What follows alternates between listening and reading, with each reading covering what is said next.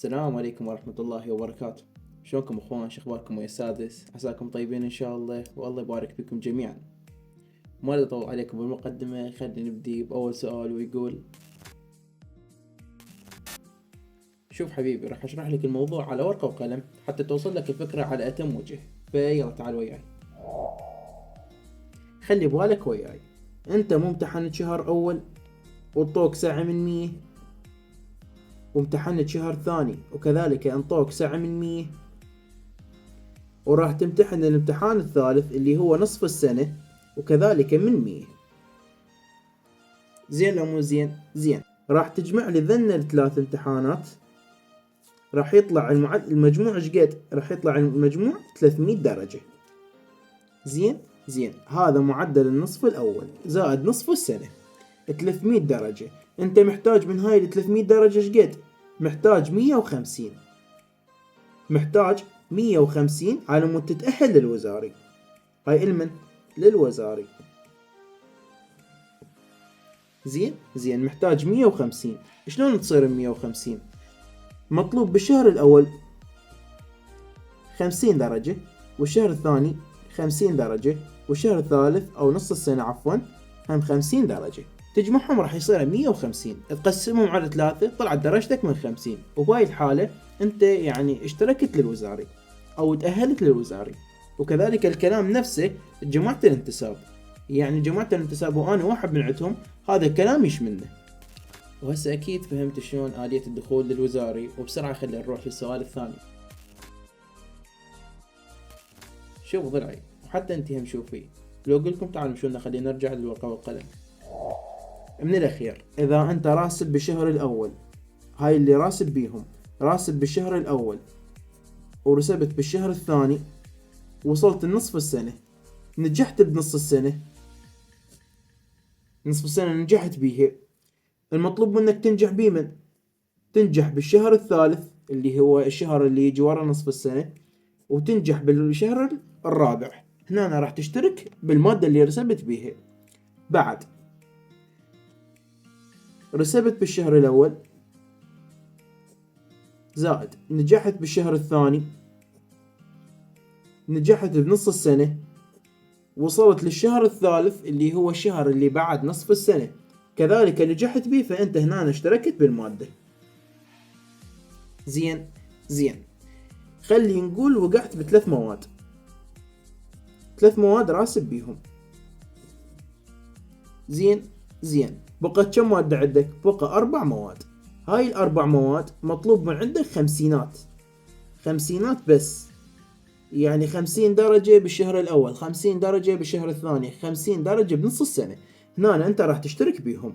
خلي نقول من هاي 4 مواد أنت نجحت بس ب3، والرابعة زائد المادة الرابعة جبت بيها 40 درجة.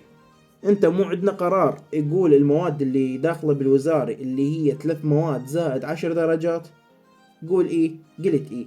هاي ال10 درجات راح تنضاف لهاي ال40، راح تصير شقد؟ راح تصير 50 درجة. بهاي الحالة انت نجحت ب4 مواد، 4 مواد ناجح. زين يعني انت نجحت ب4 مواد، ورا ما نجحت ب4 مواد يعني انت تأهلت للوزاري. وهذا الكلام يشمل طلاب الانتساب وطلاب الدوام الاعتيادي. تبقى بس الفئة الأخيرة اللي هي فئة الانتساب اللي مشتركوا بالمدرسة الإلكترونية، هذول يمتحنون فقط نصف سنة، لازم يجيبون خمسينات، وكذلك ب4 مواد، 50 درجة زائد 4 مواد. المادة الرابعة إذا مثلا جابوا بها 40، عندهم 10 درجات، ترفعهم وتسويها 50 وبس اشتركوا بالوزاري. فأعتقد هسه طمنكم شوي كلامي، ويا رب ما يضيع لكم نقطة تعب. وهسه على السريع خلينا نجاوب على السؤال الثالث.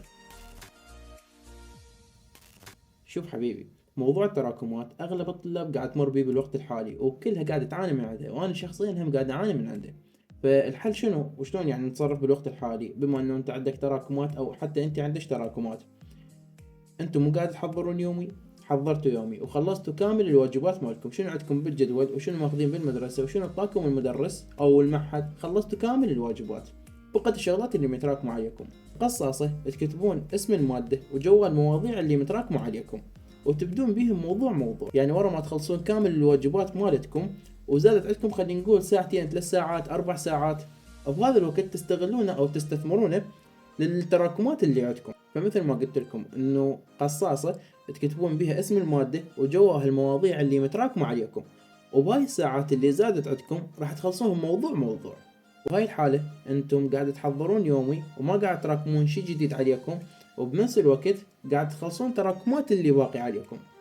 وبس هذا الحل بكل بساطة. واعتقد هسه وصلنا لنهاية الفيديو. اكتبوا لي اذا عجبتكم هيك فقرات بالقناة، وانطوني رأيكم بشكل عام بالمحتوى اللي قاعد اقدمه، وخصوصا من انطلاقتنا بهذا الفيديو. واللي ما يعرف احنا نقدم بثوث دراسية بشكل يومي على قناتنا بالتيك توك وعلى قناتنا بالتليجرام. يعني نقدر نقول استاذ وذ مي، نسوي لك واهز دراسي وباجواء دراسية بحت، ونعلمك شلون تدرس ساعات طويلة وبنفس الوقت تبقى محافظ على تركيزك من خلال تقنيات البومودورو. شنو تقنيات البومودورو؟ يعني ندرس 50 دقيقة ونستراح 10 دقائق، إضافة إلى الابتعاد عن المشتتات، يعني مثلا تيك توك، انستغرام، مدري شنو، ريلز، هاي كلها راح تبتعد عنها باعتبار ان انت راح تلتزم ويانا بالبث وراح تدرس ويانا بالبث. فاشترك بقنوات التليجرام والتيك توك وجرب ويانا، ومتأكد راح تصير تستمتع بالدراسة ويانا. وهسه لازم نختم الفيديو ونقول لكم ديروا بالكم على اهلكم، ديروا بالكم على نفسكم، الله يحفظكم، الله يحفظ اهلكم لكم، الله يستر عليكم جميعا.